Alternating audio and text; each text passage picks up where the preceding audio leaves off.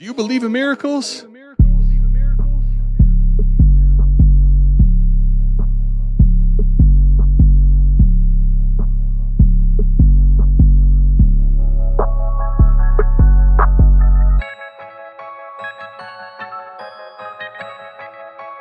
We got Fizzle in the house. Fizzle, what's good, man? Fizzle, glad to have you here. Let's go. This the South Harmon podcast. Glad you here today. Hit that Patreon link if you here to stay.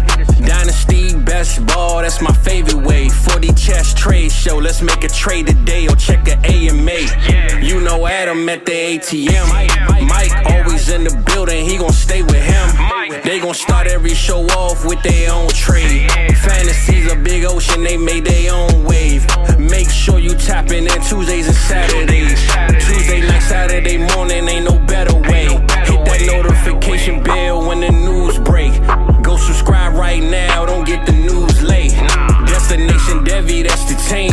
Dynasty Football, man, that's my favorite thing. I remember Biggie said it was all a dream. Now people watching on their phones and computer screens. Welcome to the team.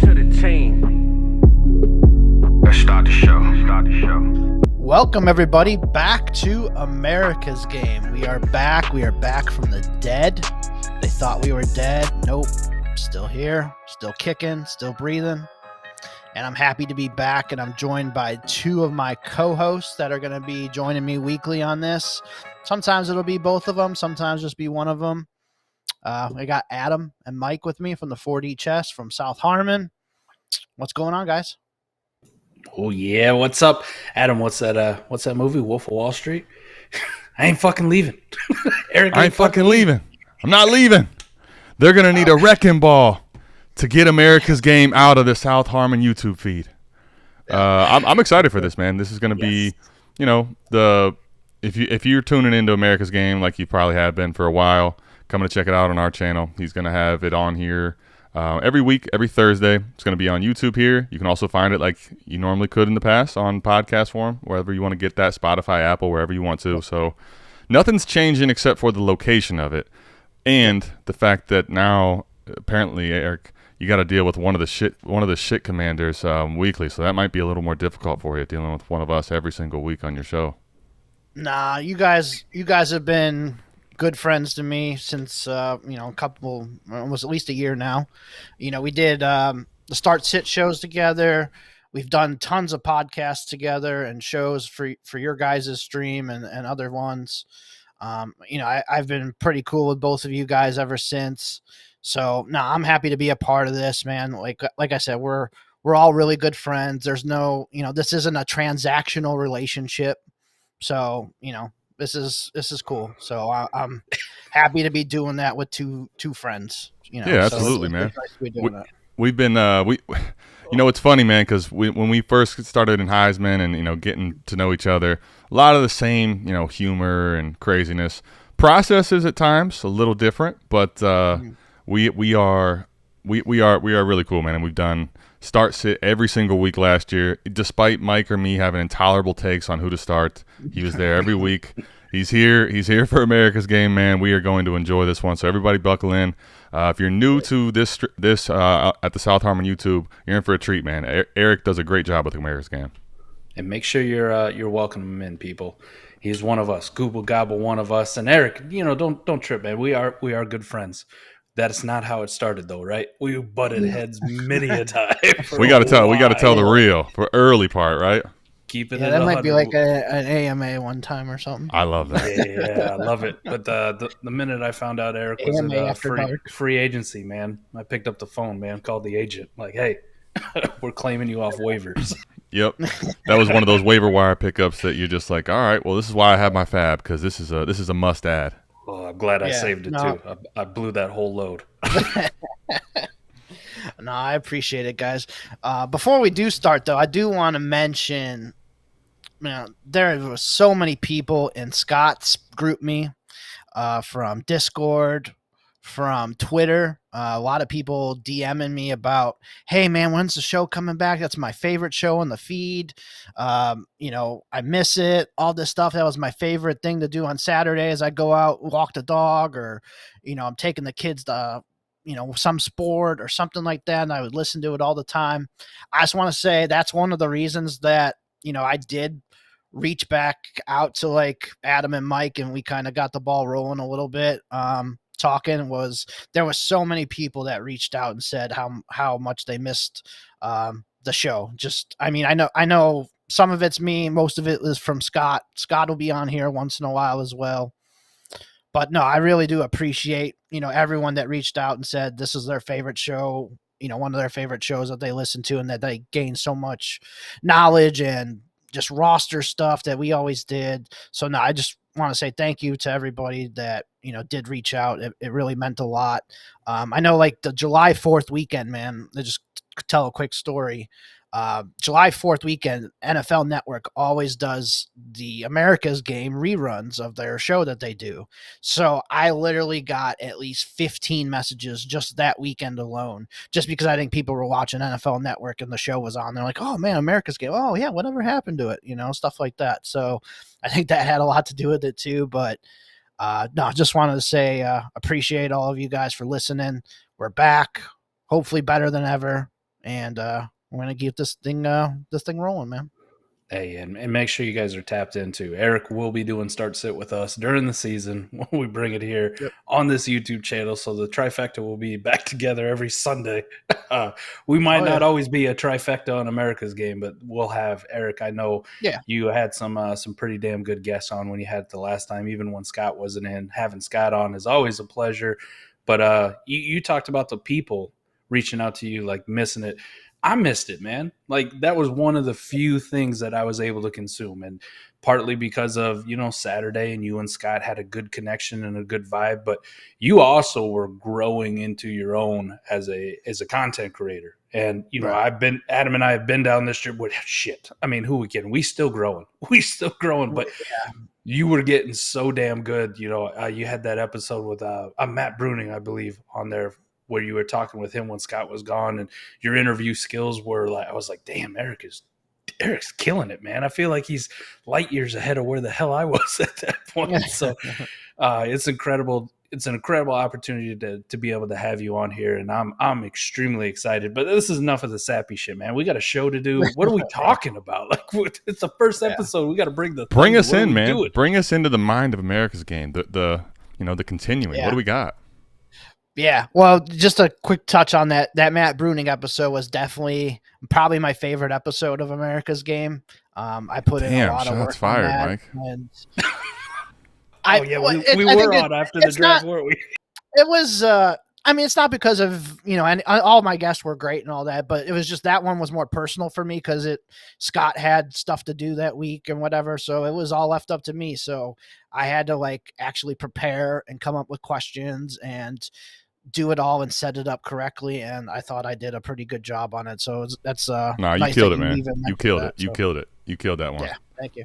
Yep. All right, so what do I want to talk about today? So today, I'm looking in the group me chats for Scott's. I'm looking at your guys' Discord, and I'm looking at what is the one thing that everybody's talking about right now. And right now it's Jonathan Taylor. And what do we do with him in Dynasty and trades and stuff? So that's where I wanted to start this is what are we going to do with Jonathan Taylor as far as trading goes in Dynasty right now? I know Scott has mentioned it quite a bit that he's basically any first and another running back, he's gone. I think Scott even mentioned Samaje Perine on a first and Jonathan Taylor's gone. I've seen some people talking about in Scott's group me as well, they wanted James Cook in a first for Jonathan Taylor, and that was even getting turned down sometimes. I think I'm still a little bit higher on Jonathan Taylor. I mean, I get it. This year might not be the best. We don't even know if he's going to play. He's on a crappy team. He might shut it down towards the end of the year with a quote, fake injury or something. If he's not healthy enough, he might just hey, I can't go. Sorry. One of those things. And that does creep into my head too. He definitely could do that because I don't think this team's going to be, some juggernaut playoff team that's, 10, 11, 12 wins or anything. So What are you guys looking to do with Jonathan Taylor? Are you looking to just sell him off for our first and another running back like Scott is, or do you have higher hopes like I do that I kind of want somebody better than James Cook in a first? Yeah, I mean, it's funny because we got this question yesterday on AMA, and believe it or not, this is unplanned. This is not rehearsed, and we're on the same page, man. I got the question. I kind of saw it in AMA, and I'll just talk to you about my thoughts on it. Like, it would be very dependent on the league and the situation and what I'm doing for me to say I'm just going to take a first in any running back. Like, typically for me, it's going to be a team I don't want to compete on. It's going to have to be, a league where I think I can replace Taylor a lot easier. Like, if we're in a lot of these shallow lineup leagues, for example, like, I know you think that running back's more replaceable than the other positions, and I still agree with that, but Jonathan Taylor can be a difference maker and is one of the premier guys still at the running back position. Like, he's still one of the guys that can absolutely help win you a league in a shallow lineup league. So, especially over in that type of a format, you can kind of get bent, man. One of your random firsts and, James Cook James Cook's at least a name where there's more value, so I could understand that one more. But, like, Samaje Perine, definitely no. I don't know. I think the other thing on this that I talked about before, and I'll kick it to Mike, is okay, yes, we're going to look this year and you're going to say, had Barkley not gotten the deal done, same thing. But he did get a deal done. But Jacobs, you're looking at, now JT being unhappy. Maybe these guys, they play enough games, they get their year accrued, and then towards the end of the year, if they're banged up or the team's not that good, they sit out. Sure. But guess what? Every running back on your team that we're talking, this is August 2nd we're recording this. You're hearing this on the 3rd. Go through and name me a running back on your team, any one of the teams in your leagues, and you say, yeah, they're going to play in the playoffs for sure. It's going to happen. You're kidding yourself. You don't know that. So why are we saying we are going to predict that far down the road with Jonathan Taylor when, one, it may not even be the case, and two, every running back on your roster could be missing time in the playoffs? Like, that to me is not something that I'm going to pivot off of an asset in a running back that's that elite in my mind. I think the overall process, like the sentiment of tearing down to a running back and a future first, it makes sense, but I'm not willing to go as crusty as like what I've heard already. You know what I mean? Like the JT news has opened up the tier that I'm willing to go to for that first round, but I'm not going like my ranks. If you guys follow my stuff, you're part of the Patreon and you can see the ranks, right? Like we get past like RB 24 and I go, nope, not a fucking chance in hell, right? Like RB 25 on down. No, I don't want, I love Antonio Gibson, but I don't want Antonio Gibson in a first. Okay, I just don't for my Jonathan Taylor. I'll die with Jonathan Taylor before I ever let that happen. It has opened it up, though, probably to that next tier. Like if you told me if there was no JT news, right? We were sure he's coming in and he's playing and we didn't have all this drama. And, maybe they gave him a contract extension already. Let's live in that hypothetical world. Like I tell you, Josh Jacobs in a first. Okay. Najee Harris in the first. If you still believe in Kenneth Walker in the first. And I go, that's probably where I am. Like, I don't really want Travis Etienne or J.K. Dobbins or like one of these guys. It would have to be, like Adam said, league specific. If I'm competing, I can talk myself into Derrick Henry in the first. I'm going to get similar production, plus I net a first. I'm only looking at a 1-year window. But because of this news, it's opened up that tier where I go, Cam Akers in a first. Yeah, I think I can get behind it. Dameon Pierce. I'm not a big Dameon Pierce guy, but Dameon Pierce in a first. Joe Mixon in a first. Aaron Jones in a first. Like, it's opened it up to those crusty producers, not Dameon Pierce, but those other guys. And I go, that makes a lot of sense to me. But then I start looking at the next tier that I have after him, and it's like Tank Bigsby, no. Charbonnet, no. Miles Sanders, Rashad White, like those kind of guys. No, I'm good.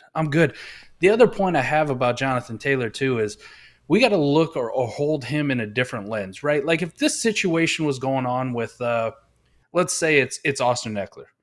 Well, what's the biggest difference between Austin Eckler and Jonathan Taylor? They've both been elite producers in the last couple of years. Like we've seen them both be elite producers, but one of them's not even 25 yet, hasn't even finished his first contract, and the other guy's damn near 28 years old. Like if this happens to a 28-year-old running back, forget it. Like we've seen these guys fall off a cliff like that and they're done. Like it's over. It's Le'Veon Bell. It's Todd Gurley. We've seen you be good, but you got so old that nobody gives a shit anymore. Your career's done. Like, it's fine. You move on to the next team, and you're probably half-ass, you're trash. I don't think we've ever seen it with a running back this young who's hit that elite threshold, right? There's some young running backs who have hit dynasty value like cliffs or have like fallen off. If you think of Cam Akers or J.K. Dobbins because of their injuries, what's different between those guys and Jonathan Taylor? Those guys never had an elite season on their resume.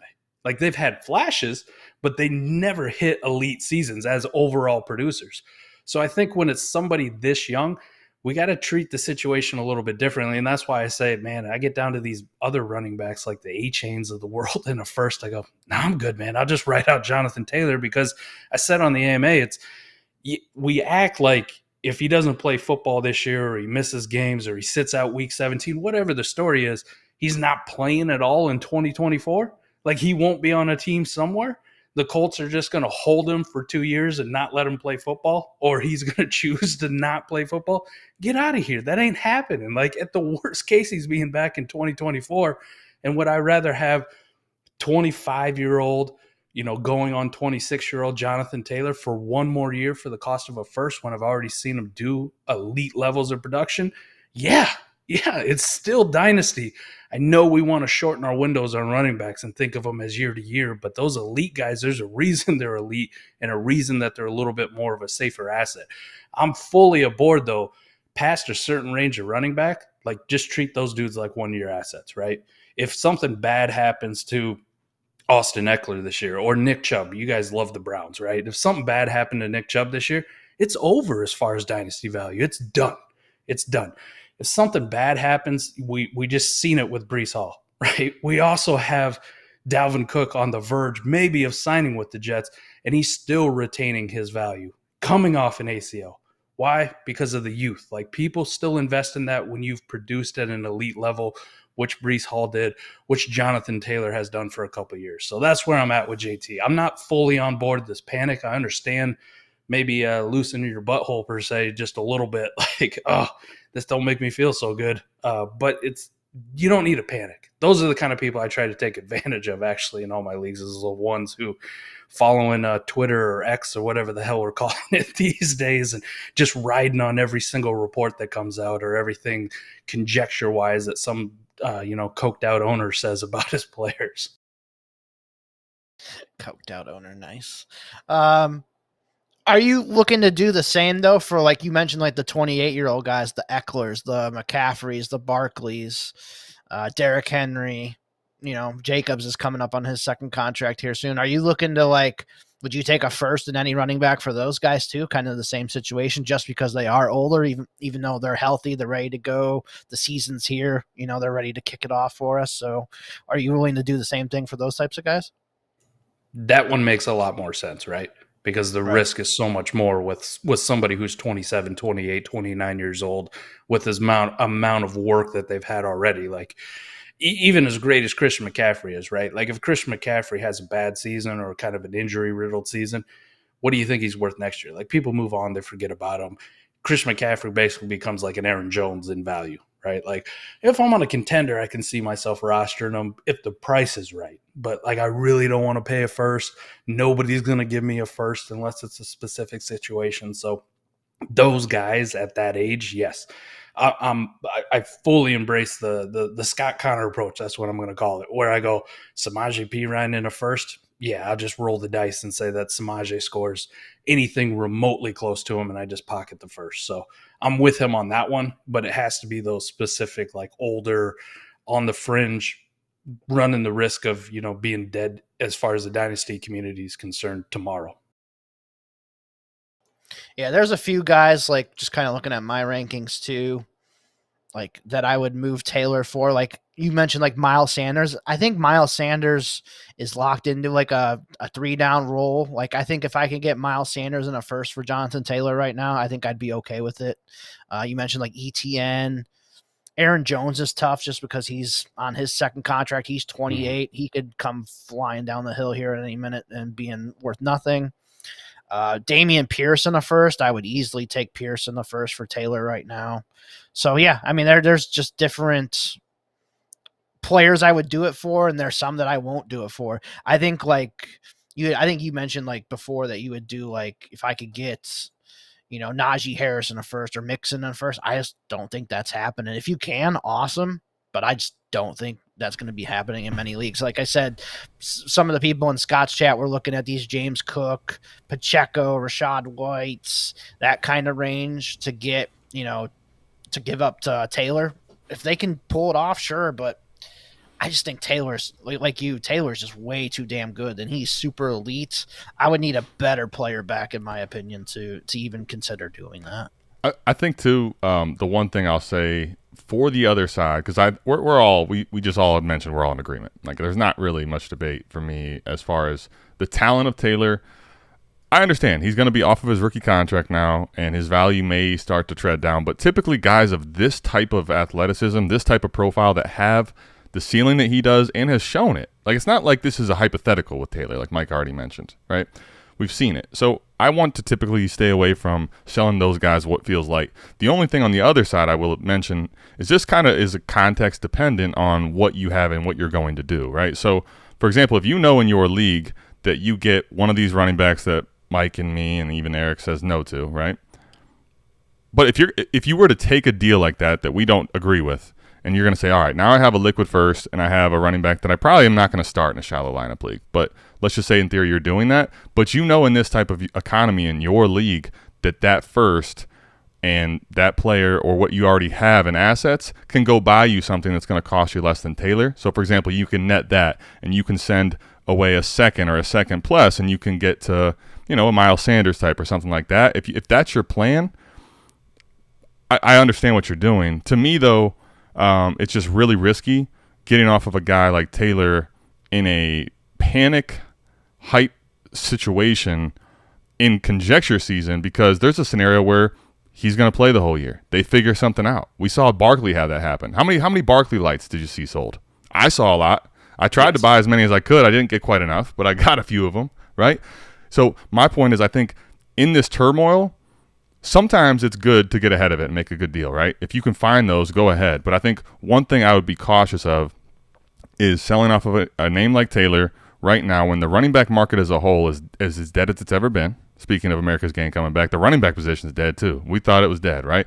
But if Taylor ends up being a league winner this year and you sold for a random first that ends up being late, and because that person now got Taylor, who's a running back 3, and winning a title, like, I know there's risk on keeping Taylor, but at least admit to yourself there's risk the other way around, and you better have a process involved if you're going to take this type of trade. How are you going to buy back? What does it look like in your leagues? Can you get running backs at reasonable prices in this league? Can you find a way to get running backs like Jacobs of last year, Pacheco's of last year? Like, if you're going to make a deal like this, I think you really need to have a plan, and you need to have context of what you have in assets to do so. So another other running backs I wanted to talk about as well that have a little bit of warts on them right now. Stank. J.K. Dobbins, with his contract holdout. I'm assuming, reading the tea leaves so far from the stuff on Twitter from John Harbaugh and stuff, that Dobbins is just holding out for contract purposes. We had Kenneth Walker get the groin injury. Is he going to be available for week 1? Are they just taking it real slow with him? Josh Jacobs, I mean, there just doesn't seem anything going on there with the Jacobs news. Like, there's just no news if he's even going to close to signing with them or anything like that. Breece Hall, they're just taking it real easy with him right now with the ACL. It sounds like maybe in a week or two they're going to ramp him back up, and will he even be available for week 1? They're talking about signing Dalvin Cook, so we can throw that in there too. How is that going to affect Breece this year? Javonte Williams, everything sounds awesome for Javonte, that he's doing contact, he's wearing pads, he's doing everything, but man, he tore the ACL, the LCL, and the PCL. And it's just never a good bet to ever bet on a running back like that coming off of that major of an injury. I don't want to invest in him or anything like that. And then DeAndre Swift is the other one where it sounds like, they brought in Rashad Penny to really be maybe that first and second down grinder. And Swift is just going to kind of be Swiss Army knife, reception monster, play on third down, stuff like that. And he's not really going to have the value that we thought he had in like Detroit last year. I know you guys are big Swift fans, so tackle any of those running backs you guys want to talk about. I'll start with the last one here. Now I want to mention this because I do think that this one's interesting and important. One, because I think there is a real scenario, and I think Philly is trying to utilize Penny in that way. But let's talk about, go ahead and look through his career, and let's talk about how many times this planned slasher role for him's ever made a staying point. It's never has. Now, it could, but you're betting against something that's never happened. On the flip side, even if Swift has a Rashad Penny injury or there's a bunch of work coming his way, he's also had a hard time staying on the field. So you're looking at that backfield as very high octane offense. You want touches out of that running back room. Like, I want touches there. You do know you probably have some touchdown like vulturing coming from Jalen Hurts potentially, but it's just such a good offense. I want the running back. But right now, like, projecting that running back room is going to be interesting. We don't know how they're going to use Swift. We don't know how healthy Swift or Penny can stay.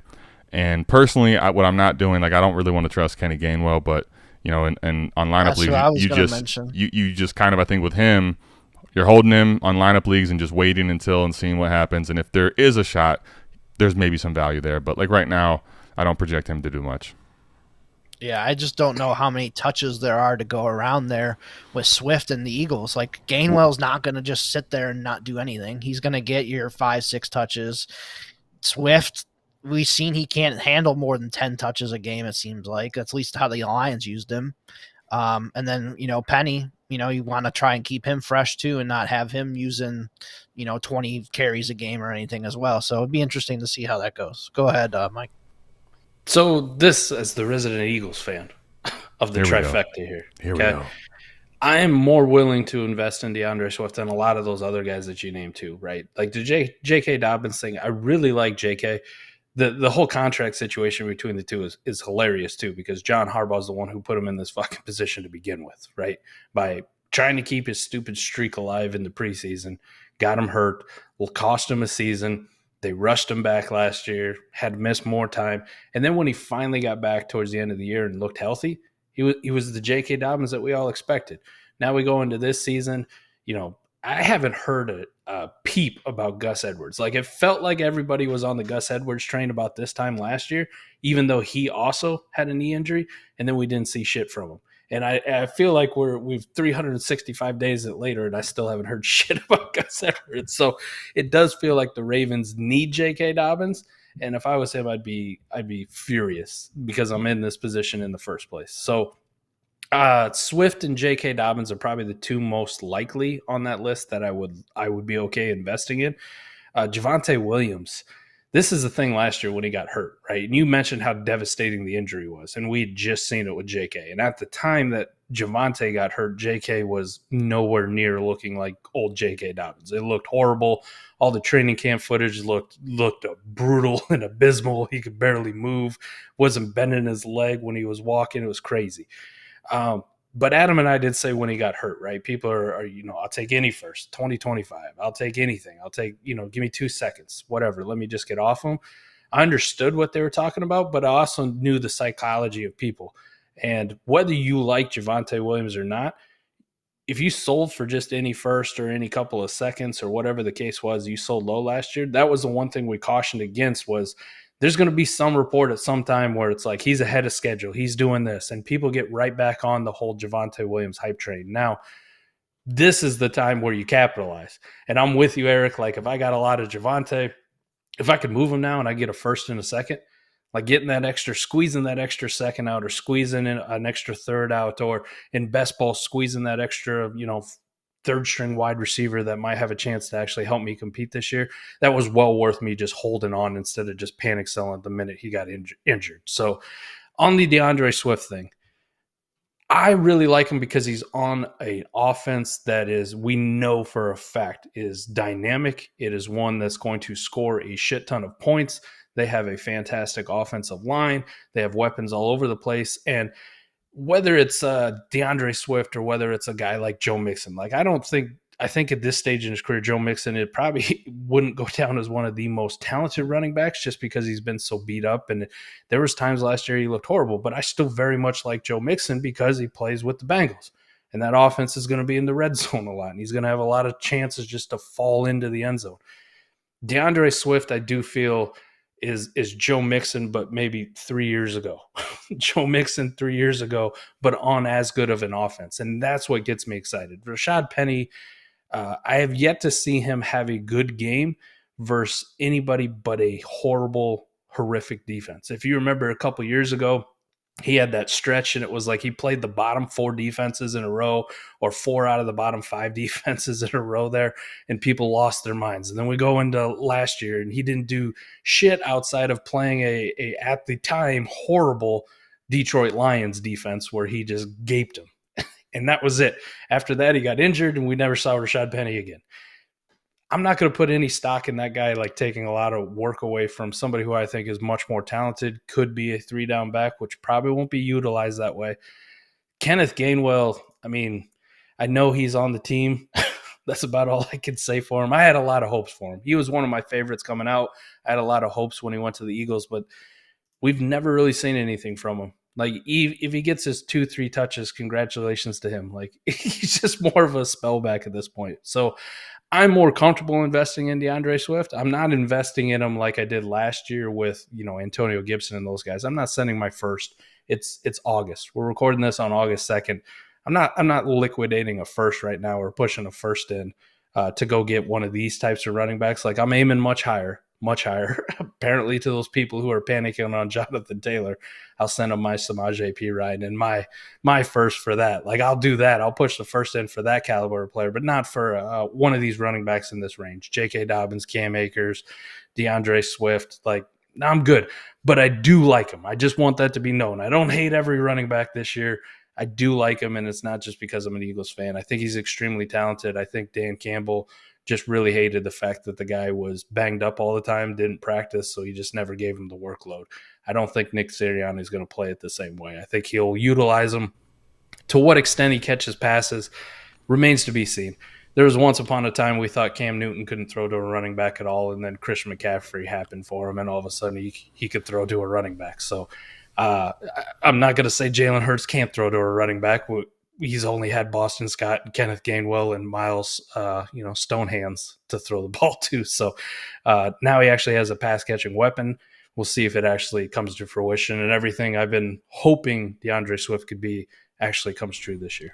Yeah, and I also think one last tiny point on that is that DeAndre Swift, even on limited volume, we've always seen has big play upside. But if you tell me that type of a workload, which is not even sustained at the high-end level of touches, is going to be that type of an athlete that can pop off plays in chunks in the Philly offense, I think that's a little bump for him, even if he's still in a role which we don't love for fantasy. I think his ability with limited touches in that offense is a little different than anywhere he's been. Yeah, I think the one point I want to bring up, too, is I think it's going to be hard to predict, though, when Swift is going to have those games. For sure. Best ball, sure. Lineup, oh, man. I'm shitting a brick trying to decide when to play him because... So we're getting the start-sit crew back together for all our DeAndre Swift every week, right? Right, pretty much. That was like every question last year. But no, I mean, like, we haven't even mentioned A.J. Brown, Dallas Goedert, Devontae Smith, and Jalen Hurts running the ball. Like, those guys all got to get their touches too.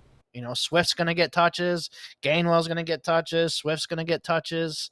So, there's a lot of people to get the ball to there. And then it's going to be super hard to trust Swift weekly, especially in lineup leagues. So maybe in your lineup leagues, you can maybe see if you can deal Swift and move up. Maybe he still has enough name cachet. Do you think somebody would take Swift in a first for Taylor? Maybe that's something you could do. I think right now it could happen. That was going to be, what's funny is that's a perfect segue. I was going to give that question to Mike on the opposite end. Mike, if someone, let's talk about it because he's giving it to you on the flip side.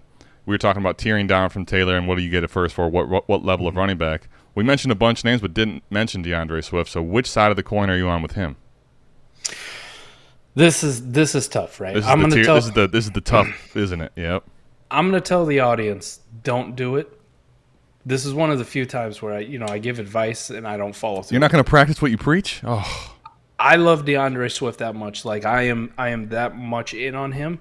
Where if you offered me Swift and a first for my Jonathan Taylor, I'll just let JT go.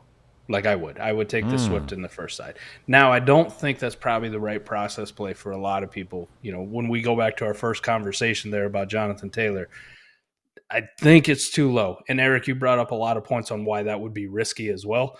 I don't advise people to do it. But if you're like me and you love DeAndre Swift and you love the Philadelphia Eagles offense, then yes. Like I'm in. One of the things about DeAndre Swift that I really like, Miles Sanders, I had high hopes for Miles Sanders for the longest time, and I was always frustrated with his usage. And it turns out that Miles Sanders last year, even with Kenneth Gainwell there, even with Boston Scott there, and they had fucking Trey Sermon kicking around there for a while too. You know, like people thought that was going to be a thing. I also just kind of attribute like Trey Sermon to Rashad Penny, but you know, not as sexy, I guess, in some people's mind. If we're all talking about like the usage of DeAndre Swift, what can it be, or is it going to be frustrating? Miles Sanders had frustrating usage, and it didn't really matter, right? It didn't matter, and I think he's much less talented than DeAndre Swift is, or ever was at any given point. So last year, just you talked about, Eric, like consistencies and spike weeks as far as like starting them. I mean, on the spreadsheet that we got over here, Miles Sanders came in at 14th, like RB 14, which is actually pretty good considering all the guys in that range are frustrating starts, you know, picking when to start them or when to put them in your lineup. Like Joe Mixon's in here and he's got RB9 finish, and then he's got an RB 43 and then a 14, then a 28, you know, a couple 11s, a 22, 25, like outside of the ranges that matter. Miles Sanders surprisingly had more consistent weeks than Joe Mixon did. And he had just as many spike weeks, which is crazy. So if we ask ourselves the question, if we just take one for one, a guy that I think is one more talented than Miles Sanders, and I don't even factor that part in, if we just one for one DeAndre Swift into whatever role Miles Sanders carved out for himself, which was only 50% of snaps in reality, why couldn't he be RB 14, RB 13 at this? And I don't really care about like when I got to put him in my lineup. In best ball, it's a perfect scenario, but in this range of running backs, there's not a sure thing in here. Even with the guys like big names, you go, if Joe Mixon's playing, I'm starting him because he plays on the Bengals. He's more inconsistent than Miles Sanders was. And Miles Sanders is half the guy that Joe Mixon is. So that's why I love DeAndre Swift, because I think we just keep looking at the negatives, or we try to juxtapose what he did on the Lions. And I'm like, well, what if we look in the rose-colored glasses and look at the rose-colored glasses and just juxtapose what Miles Sanders did in the Eagles last year and just change the name to DeAndre Swift. And I go, if that's the case, holy shit, it's not a high bar to hit for him to actually matter in fantasy and be an incredible value. So the overall question, Adam, of JT for Swift in a first, that's why I'm going, shit, I'll roll the dice, baby. Let me ride with Swift. I know gambling's the hot topic with all these Iowa State players getting suspended forever, but let me roll the dice, man. I'm ready to put down my wager on DeAndre Swift this year. Mike's ready to continue to be hurt. Like normally say, you ready to be hurt again. He's just ready to continue to be hurt. I love it. I think it's a tough line, man. I think it's a tough line depending on the situation where what you would do there. I think if you take the Swift side, I understand it, and it's more of a process play of now you're netting a first. If Swift burns you, you were planning on potentially Taylor burning you, and now you have the first to kind of use and play around with. But I think that's probably a very tough one that's going to be totally dependent on my league and my team. Like that's I think that's a trade that some people would offer and some people would accept right now. So I think it's like a really fair one in a way. Right. The other one that I mentioned in there that we didn't really talk about yet is Breece Hall and Dalvin Cook. So, you know, the betting odds say Dalvin's going to sign there. It hasn't happened yet. What happened, by the way? Everyone assured me this was going to happen last Friday. This is a done deal. Remember when he was going to sign in Miami too, and Devon A-Chain was screwed. Supposedly, from what I heard, he wants like 3 years, $30 million, and the Jets only offered 1 year, $5 million. Well, I'm sure they'll figure that out. Then that's not that. Right. That's not that. Yeah, it's just like Dalvin's, just thinking way too high here for what the running back market is right now. It's kind of like when we brought Eric on, right? Like he said what he needed, we said what we needed. it was really far off to begin with, but we got there. We'll get there. Yeah, if it was like $5 to $250, we settled at $4, we're good. But no, with Dalvin Cook, if he does sign there with the Jets, and we have Breece and Dalvin there, that obviously creates a conundrum in the backfield already because they have Michael Carter, Izzy Abanikanda, who all of us love, Zonovan Knight, another guy that we all loved last year too. Like, they're not keeping 5 backs. They're going to be cutting one of those guys, and everything from what I've read is it's between Carter and Zonovan Knight then of who they would cut. So that's not even the main point, but if Dalvin does sign there with Breece, how do you guys feel about them for this year? Like, if you're like going into your redraft league, just kind of talk to me about it, like how you guys feel. Cause I want to talk about it with somebody because I don't know how I feel about it. Am I still going to take Breece Hall in round 4, round 3? Do you drop him back to round 4 or 5 in a redraft? Where do you take Dalvin? Stuff like that. Well, anytime someone says, I don't know how to feel, and I'm happy to tell you how to feel, so I'll take the reins here. Mike and I just came off of an underdog stream, our first one we said we were going to do like months ago, and we finally did one. And we took Breece Hall. I was a little more torn, but ultimately we took him where we did, and I really had no qualms with it because in that range where we took Breece Hall, which was at the third turn, the back of the third turn into the fourth, like what else are you going to shoot for upside with, really, when you get into the redraft right now? Now, is there someone that is going to outscore Breece Hall at the running back position later? Probably.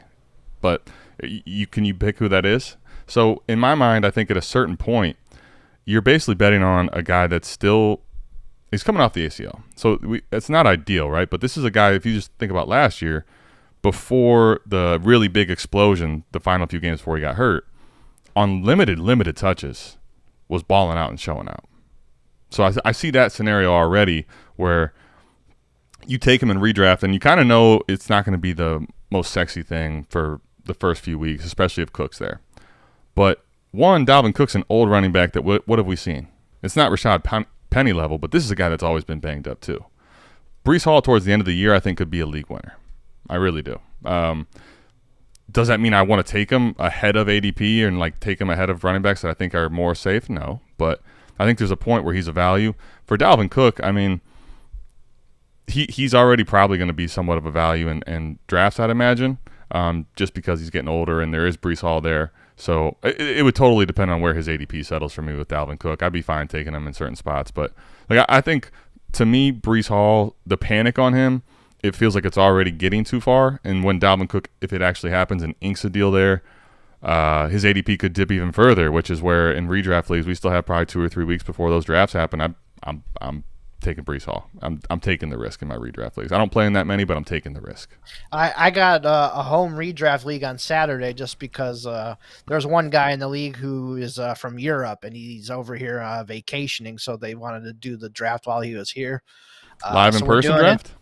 Yeah, live in-person draft. Let's so go.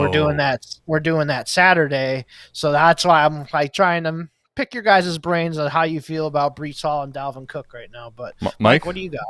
Yeah. So this is so weird, Adam, because just a week ago we were talking about when Dalvin Cook signs, and now it's if Dalvin Cook signs. And that sounds pretty far apart to me, right? Like 30 mil to 5 mil. That's a pretty big gap. 25 mil is a lot of money. But here's the thing. Some of the pushback I got when we talked about this last week on a podcast was, I said I think it was more of a win at the time. When Dalvin Cook signs, there's going to be scenarios where Breece Hall is falling in dynasty ranks somewhere in that 12, 13, 14 range. And people push back on me.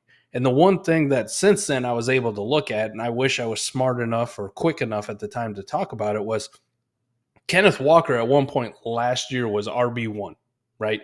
Adam, you and I saw this. Eric, you saw this. Like, just because of the Breece Hall injury, the youth, everything, and what he was doing on the field, which was actually really good at the time, he was pushed up to RB1 in Dynasty. And we said, sell him. Like, this is crazy.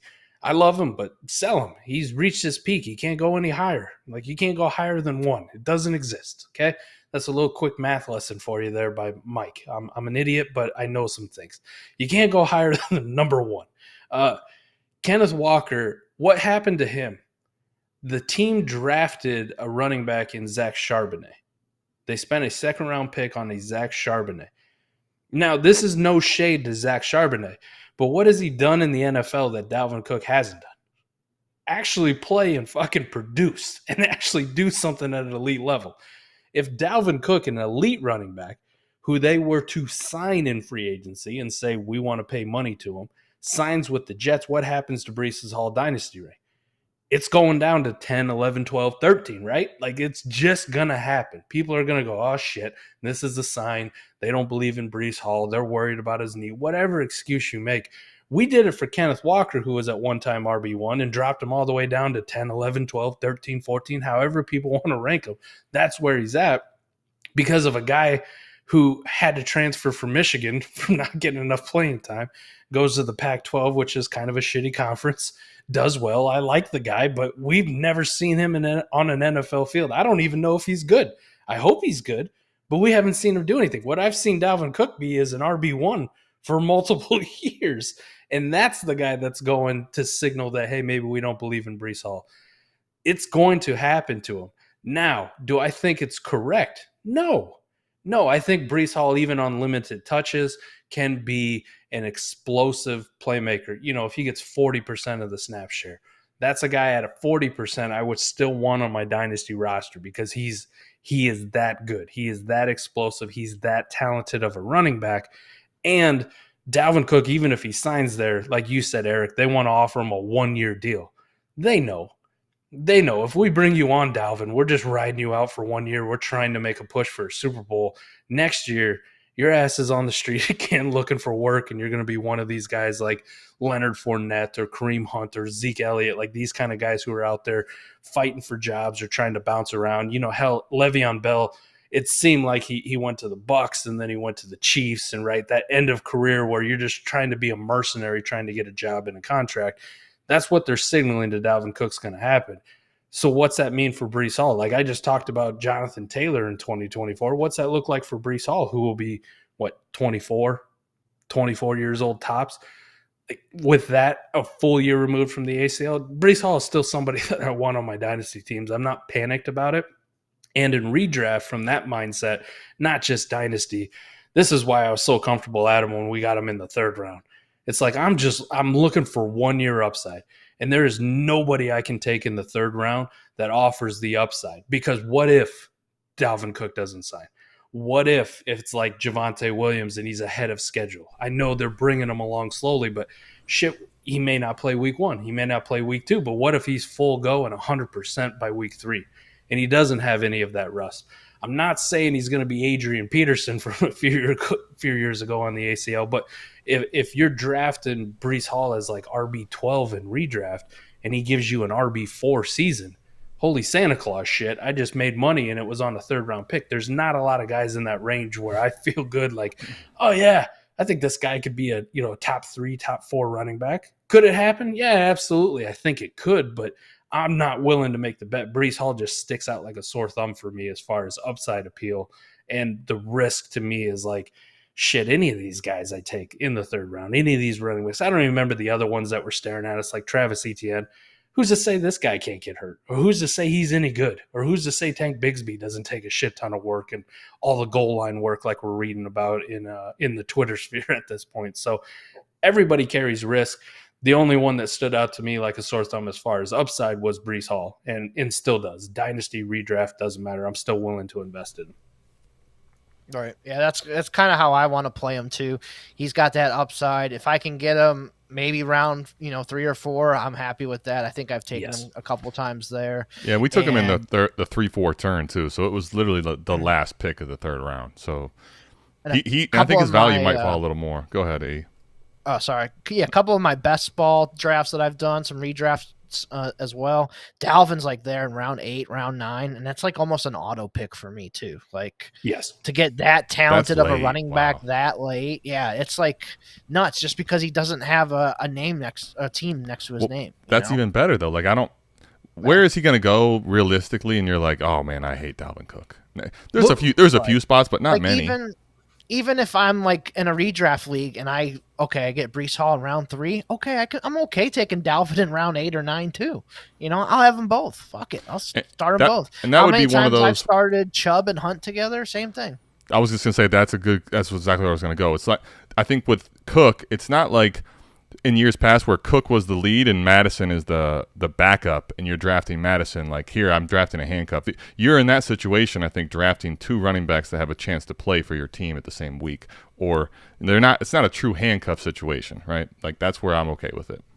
The one thing I'm going to ask you, Eric, too. I don't know how many of these like underdog drafts you've done this offseason, but to me, I just finished up like 40 or whatever the hell I started when I went down to Florida. But I'm looking at them, and this correlates also with dynasty startup drafts, like when you do them, what time of the year you're doing them. And it seems like all these over the summer, especially with these running backs, you touched on it, the running backs who don't have a team next to their name, it just seems like are incredible values. Like they're almost auto picks for me. In a dynasty startup, if I'm in that contender or compete mode and I haven't gone like I want a productive struggler, I want to, I'm not taking just value. I want an actual young team because I'm thinking of the future, traded everything. But Dalvin Cook is one of them. Alvin Kamara, because it also seems like today, too, people are double counting the suspension. Like his ADP already said he was getting suspended, and now that it's like, oh, yeah, he's expected to get suspended, we're going to double count it again. He's fallen even more. Zeke Elliott, I fucking hate the Cowboys, man. I can't stress this enough. I despise them, and I've never liked Zeke. But in these underdog drafts, it's like RB 55 or something like that, something ridiculous. And I'm like, man, Zeke's playing somewhere. Even if he's a 2-down grinder and gets some goal line work, like at RB 55, the touchdown appeal alone is worth it. It just seems like if you're a running back, Leonard Fournette's another one. Like I could see left tackle Lenny signing somewhere and having like 3-4 decent enough games where you could start him. So I really feel like, Eric, do you also see that in yours where it feels like those guys, if they just don't have a team attached to it? DeAndre Hopkins was another one. That's not even a running back. He was a value for the longest time just because he didn't have a team next to his name. Did you also see that, or do you feel the same way about those guys? If they don't have a team next to them, that's kind of like a little bit of an edge where you go, yeah, I'm good with it. Like the price is just too good for me to say no to. Yeah, and that happens every single year. If they're a free agent still and they're still hanging out there, they're always a value, it seems like. And it's if you hit the right spot or the right guy and he signs somewhere and his value skyrockets like 4 or 5 rounds, man, you just made, a bunch of bank. So, yeah, I'm all in that. And then to your underdog question, I think I've done like 5 or 6 so far. And I just brought up one that I did. I think this is like when underdog first opened up. So we didn't know much about, Barkley and Eckler and Mixon and those guys. So I got the 12th pick in this one, and I got Barkley and Eckler on the turn there. And usually everyone in underdog eats up receivers, but I'm like, man, getting Barkley and Eckler right here. And Bijan was still there too. But I chose Barkley and Eckler just because I've seen them do it. And Bijan didn't have a team yet because this was before the NFL draft. Yeah. And I got Joe Mixon at pick 84. So that's like, I don't know what, round 7, 8, somewhere in there. Jesus. Yeah, where I got Joe Mixon that far. So I have Barkley, Eckler, Najee Harris, and Joe Mixon on the same best ball team. So hopefully that team just smashes this year. I'm looking forward to that. Good night. That's crazy. Yeah. So yeah, you can get some insane value when you draft early like that, especially like we just talked about with guys that don't have a team right now. Like Zeke and Fournette are probably good values. You can get those guys like round 12, 13, 14, 15 in that range on like FFPC that I've been drafted on, stuff like that. You can get those guys that late and tremendous value. I think we can talk about it real quick, but I think Zeke re-signs back with Dallas. I think that's where he's ultimately going to end up. I like that. Yes. I mean, the later it goes, the more and more logical it seems, right? Right. Yeah. He's just going to have to eat his ego for a minute there and re-sign back there 1 year, $3 million, something like that. He's not going to be the lead back, but hey, he can come in there and still do his role. Pollard can still do his thing and they can roll together. I mean, it's like Aaron Jones and AJ Dillon together. Same thing. Leonard Fournette, I think I'm thinking Vegas. I think Vegas makes a good landing spot for him. Vegas, baby. Yeah. Without without Jacobs right now. I mean, he could easily go in there and be the workhorse there. That's kind of what I think. Kareem Hunt, I really have no idea. I haven't heard anybody even really interested in him, so I don't know there. But I was going to say with him, I see a Zeke scenario where he wanted to whine and cry and pout his way out of here all offseason, not knowing what the market would be, and you got nowhere to go, and Cleveland doesn't have an actual second running back unless you really like Jerome Ford, which I kind of do, but not over the sure thing of having a guy like him that knows the offense and stuff. So if he would come back and kind of, like you said with Zeke, put his ego aside a little bit, you know the system, you're comfortable, I could see that being a very similar thing with him. For sure. Yep. All right, last little topic I wanted to get into before we end up here. Obviously, I mentioned I'm doing that home redraft league this weekend. What is do you guys still do home redraft leagues in person or anything like that? A few of them. I was actually going to mention real quick on this topic. You mentioned Dalvin Cook in the 8th and 9th. And I think this is a point in general on this redraft. I don't do nearly as many of them as Dynasty, obviously, but a handful of them. So if you think about what the 9th round means, if you're in a 12-team league, that's already pick 96 if it's the 901. So you look at just ADP, and you just think about to yourself when you get to this range, I think one of the reasons that the free agents that you're talking about have value is if a guy like Dalvin Cook, if you miss on him, okay, you miss. But if he hits and if he gets a good landing spot and he ends up being, of value, that can matter in a redraft league. Whereas, just think about what you're going to be I don't want to take that risk, but you're not taking any risk. You're being conservative as hell, and it's not going to get you anything probably. You're drafting, in this range, Brian Robinson. I mean, Mike, this is video, so you're going to see his face. Yeah, I mean, you're getting, Samaje P. Ryan and Khalil Herberts, and there's just not. It's not like you're drafting some potential stud like Zeke, Dalvin Cook could be, right? You're drafting probably more of a safe play. And in reality, in those rounds, I'd rather draft more aggressively and miss, and then figure out how to do it on the waiver wire. So I think that's one of the common misconceptions and why those guys are values. Yeah, I'm with you. The Kareem Hunt one is interesting too, because I haven't heard a single word about him getting a visit anywhere, or Kareem Hunt's visiting the Cowboys, or he's visiting the reunion with the Kansas City Chiefs. They're bringing him in the building just to see what he's got, or has a workout, or nothing. Just think about it from the perspective of an NFL team. The running back market is filled with running backs right now, right? Those guys aren't even getting visits. But what do you have with Kareem Hunt? This is a guy that just whined and pouted all last year. This is a guy that has domestic violence issue on his side, right? Yes. Like you think about all the downside that he has in a market which is terrible. I don't think he's going to be nearly one of the first to go unless he just ends up taking a crazy criminally cheap deal and someone's like, all right, we'll take him. Yeah, I mean, the most he would have to get is $2 million at the most is probably what he's going to get. Really? I mean, and that sounds crazy, but you're not. That's the reality.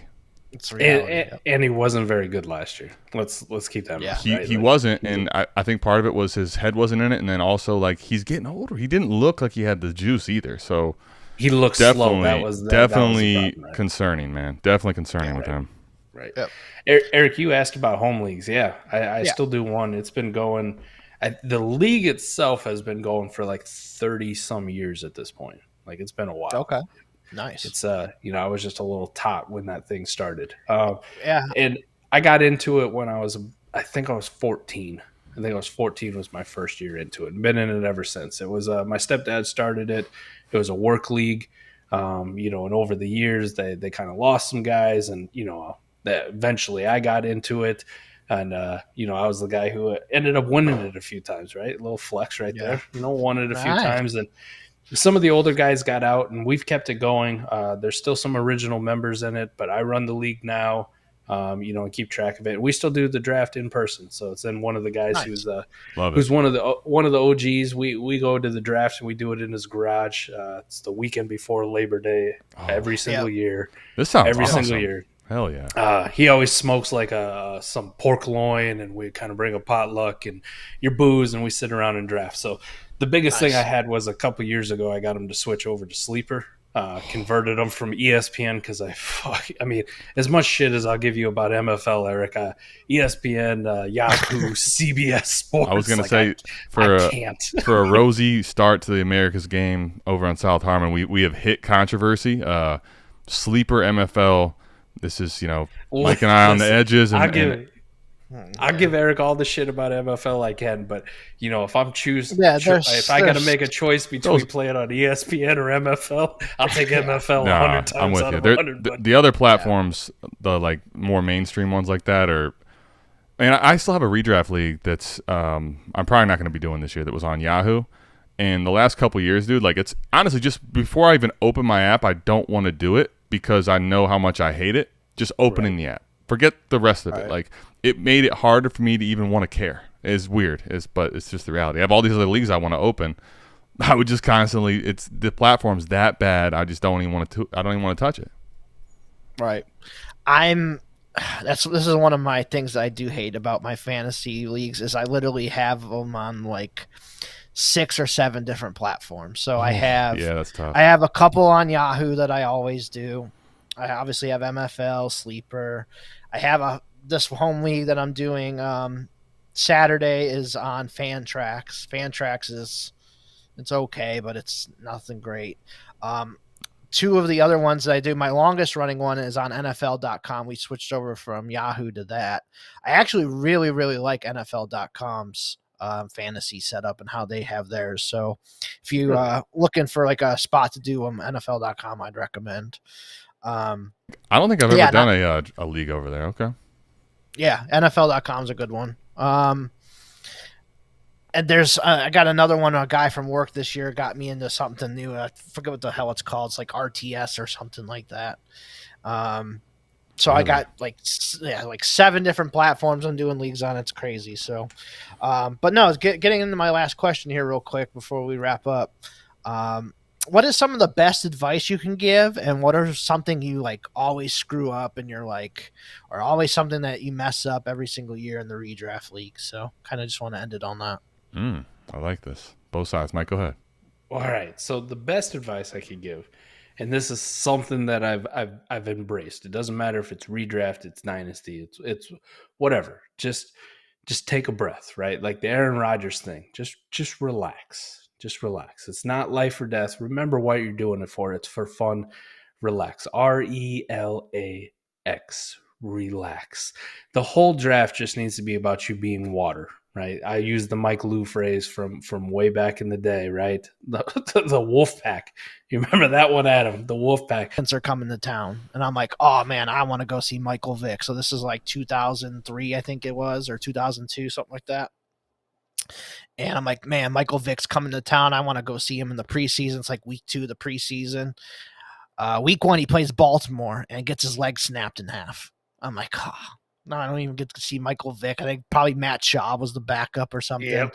So that was one of my like bad takeaways about that. I'm like, oh man, I wanted to see Vic and I didn't get to see him. I did get to see Algie Crumpler though, and that guy is massive. I don't know if you remember him as the tight end. Yes. I was like, that is like the biggest human I've ever seen in my life, was Algie Crumpler. But the one that I remember watching a lot, I'm sure Adam remembers this. It was like week 4 of the preseason. I don't remember what year. So the Browns are battling. I think they had Ben Tate was a running back, and I forget who the other running back was. So they had a couple running backs. But then Isaiah Crowell, week 4 against the Bears, goes for like 140 yards and like 2 touchdowns in the final preseason game. And the Browns were like forced to keep him because there was no way this guy was going to go through waivers and back to the practice squad. So they had to keep him. He fought his way onto the team.